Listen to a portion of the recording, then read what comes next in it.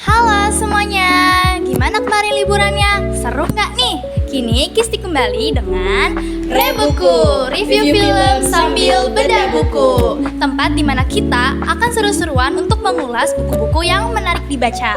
Nah, sebelum dimulai kita kenalan dulu yuk. Aku Lea. Aku Dita. Salam kenal.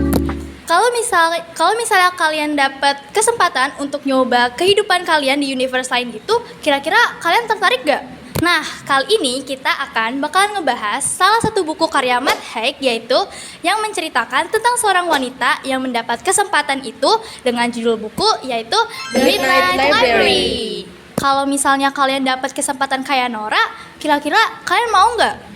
Nah, singkat cerita penulis, Matt Haig adalah seorang pria yang lahir pada 3 Juli 1975 di Sheffield, England. Matt Haig menempuh pendidikan untuk belajar bahasa Inggris dan sejarah di Universitas Hull. Matt Haig adalah seorang penulis dan jurnalis Inggris. Ia telah menulis buku fiksi dan non-fiksi untuk anak-anak dan orang dewasa, dan kerap kali dalam genre fiksi spekulatif. Pada tahun 2020, Matt Haig merilis novel yang berjudul The Midnight Library. Novel ini mengisahkan tentang seorang wanita muda bernama Nora Seed yang tak bahagia dengan pilihan hidupnya. Selain The Midnight Library, Matt Haig juga masih punya karya-karya yang lain, yaitu The Comfort Book tahun 2021, Ivy in the Jungle tahun 2020, Reasons to Stay Alive tahun 2015, dan masih banyak lagi.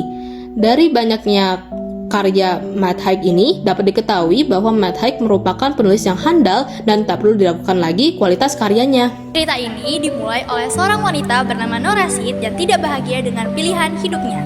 Nora merasa hidupnya sangat payah dan tidak memiliki alasan untuk hidup lagi.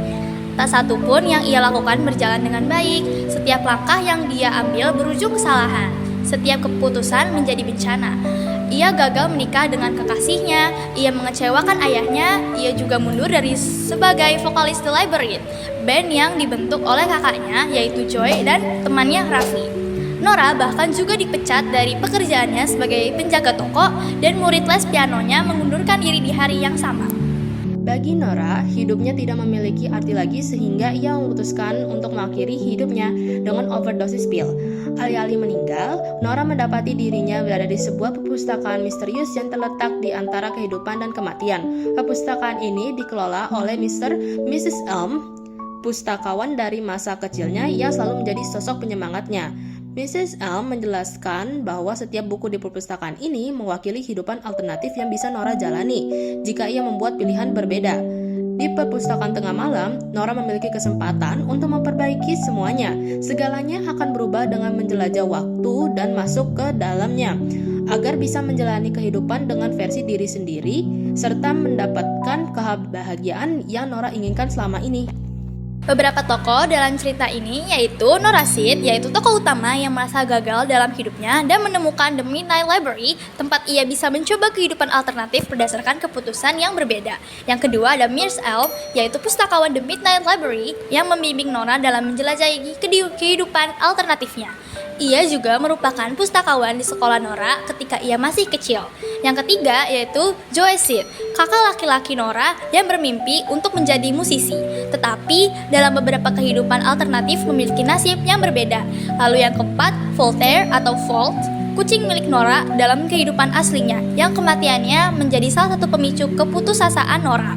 Selanjutnya ada Raffi, sahabat Joey dan mantan anggota band yang dalam beberapa kehidupan memiliki hubungan berbeda dengan Nora.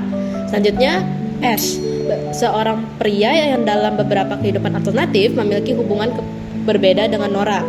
Ketujuh, Molly, anak Nora dan Ash dalam kehidupan alternatifnya. Yang terakhir, Mr. Banerjee, seorang pria tua yang sering berbicara dengan Nora dalam kehidupan aslinya. Nah, sebenarnya tuh tokonya masih banyak lagi, tapi yang utamanya tuh cuma 8 aja yang barusan kita sebutin.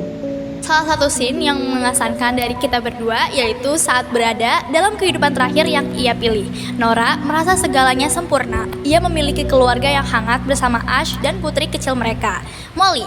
Untuk sesaat, ia berpikir bahwa inilah kehidupan yang seharusnya ia jalani. Namun, semakin lama, ia menyadari sesuatu yang mengganggunya. ini bukan hidup yang benar-benar ia bangun sendiri. Pada akhirnya, ia kembali lagi ke perpustakaan tengah malam. Aku mencintai Molly, aku mungkin mencintai Ash, tapi kurasa mungkin itu bukan hidupku. Aku tidak membangunnya sendiri, aku berjalan masuk ke versi lain diriku. Aku difotokopi ke kehidupan sempurna itu, tetapi itu bukan aku, ucap Nora pada Mir's L. Saat kesadaran itu muncul, The Midnight Library mulai runtuh. Rak-rak bergetar, buku-buku berjatuhan, dan perpustakaan itu seolah memberitahu bahwa waktunya sudah habis.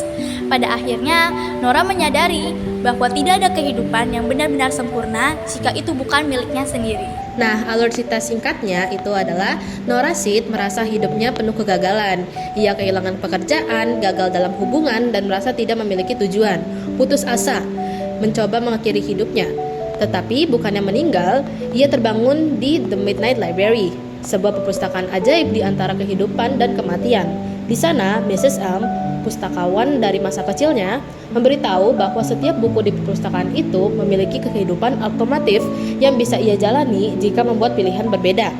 Nora mulai menjelajahi berbagai kehidupan, namun dalam setiap kehidupan, ia selalu menemukan kekurangan dan menyadari bahwa tidak ada kehidupan yang benar-benar sempurna. Ketika perpustakaan itu mulai runtuh, Nora akhirnya memahami bahwa yang ia butuhkan bukanlah kehidupan lain, tetapi menerima dan menghargai hidupnya yang sebenarnya.